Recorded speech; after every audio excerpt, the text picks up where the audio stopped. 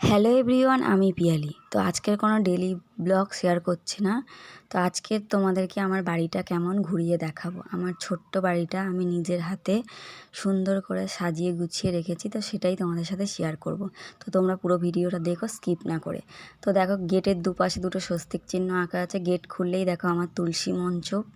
আর এদিকে দেখো, এই যে কলপাড়ে আমি জামা কাপড় কাচি, বাসন মাজি। আর এই যে আমাদের টাইম কলও আছে। পুকুরে আমি জামা কাপড় কাচতে যাই না কোনো দিনও, বিয়ের থেকে আসা থেকে কোনো দিনও পুকুরে যাই না কাচাকুচি করতে, বাসন মাজতে বলো। এই দেখো, ঢুকতেই আমার হচ্ছে ডাইনিং রুম আর রান্নাঘর। তো প্রথমে এই যে দেখো একটা ফুলের ফুলদানি গাছ, তারপরে এই যে এটা সুন্দর একটা কর্নারের মধ্যে সাজিয়ে রেখেছি আমি ঢুকতেই। তারপরে দেখো আমার কিচেন, আমার রান্নাঘরটাকে আমি খুব সুন্দর করে নিজের হাতে গুছিয়ে রাখি, সব সময় পরিপাটি করে রাখতে আমি ভালোবাসি। আর এই যে আমার ডাইনিং রুম, ওখানে বসে খাওয়া দাওয়া, আর এখানে বসে আমি সেলাইয়ের কাজ করি। আর এই যে দেখো আমার ফ্রিজ, আর এই যে শোকেসটা ঘরে রাখার জায়গা হয়নি, ওই জন্য আমাদের ডাইনিং রুমেই আছে। আর বাইক সাইকেল থাকে। তারপরে চলো আমার রুমটা তোমাদেরকে দেখাই। তো ঢুকতেই দেখো দরজাটা হচ্ছে লাগানো হয়েছে এবারে করে। দরজাটা ফোল্ডিং সিস্টেম করা হয়েছে, এক পাল্লার করা হলে অসুবিধা হতো ওই জন্যে। তো দরজাটা আমার তো খুবই ভালো লেগেছে, তোমাদের কেমন লেগেছে জানিও। তারপরে দেখো আমার এই যে কাঠের শোকেসটাকে আমি খুব সুন্দর করে সাজিয়ে রেখেছি। এই যে কর্নারে যে র্যাকটা দেখছো একটা, ওটাও সুন্দর করে সাজিয়ে রেখেছি। ঘরের প্রত্যেকটা জিনিস আমি সুন্দর করে নিজের হাতে সাজিয়ে গুছিয়ে রাখি।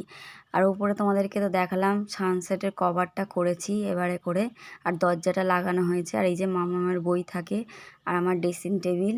তো আমার ঘরটা তোমাদের কেমন লাগলো অবশ্যই জানাবে। আমার এই ছোট্ট রুমটাকে আমি নিজের মনের মতন করে সাজিয়ে গুছিয়ে রাখি। আমার খুব ভালো লাগে সাজিয়ে গুছিয়ে কাজ করতে। তো এবার দেখাবো, চলো আমার শাশুড়ির ঘর। তো এই যে দেখো, ঢুকতেই এই যে মামাম দোলনা চড়ে, এটা মামাম ছোটোবেলা থেকে দোলনা চড়ে। আর এই যে আমার শাশুড়ির রুম এটা, আর এদিকে দুটো বাথরুম আছে, একটা কোমোড একটা এমনি। তো আর এই যে আমার শাশুড়ির রুমটা দেখিয়ে দিলাম। আর এই দেখো গঙ্গা, এটা আমাদের শালিক পাখি। আমাদের পিকু উড়ে গেছে, আমাদের টিয়া পাখিটা, তোমাদেরকে বলা হয়নি, পাখিটা উড়ে গেছে। আমাদের খুব কষ্ট হয়েছে, কারণ একদম ছোট্ট যখন, তখন ওকে নিয়ে আসা হয়েছিল। এত বড় ভাবতে পারিনি উড়ে যাবে, খুঁজে পাইনি, অনেক খুঁজেছি।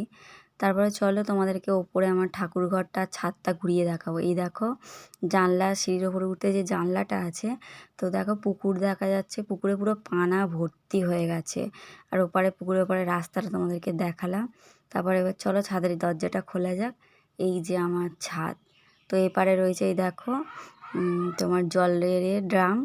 আর এই যে দেখো, এবার চলো ঠাকুর ঘরটা দেখে। আমার ঠাকুর ঘর তো তোমরা দেখেছো, আমি পুজো করি। আর এই যে দেখো আমার ঠাকুর ঘর ছোট্টর ওপরে।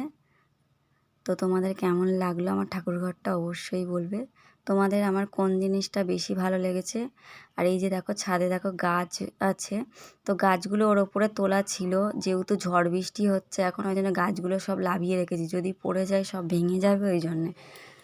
তো এই যে গাছগুলো তোমাদেরকে দেখিয়ে দিলাম, গাছে সব ফুল, এই যে স্থলপদ্ম গাছ, জবা গাছ, সব রকমই গাছ আছে। আর এই যে দেখো বাইরের দৃশ্যটা বিকেলের টাইমে, তখন 4:30 বাজে, খুব সুন্দর লাগছে। আমার হোম ট্যুর ভিডিওটা তোমাদের কেমন লাগলো অবশ্যই জানি, আর লাইক কমেন্ট শেয়ার করতে ভুলো না। চলো টাটা।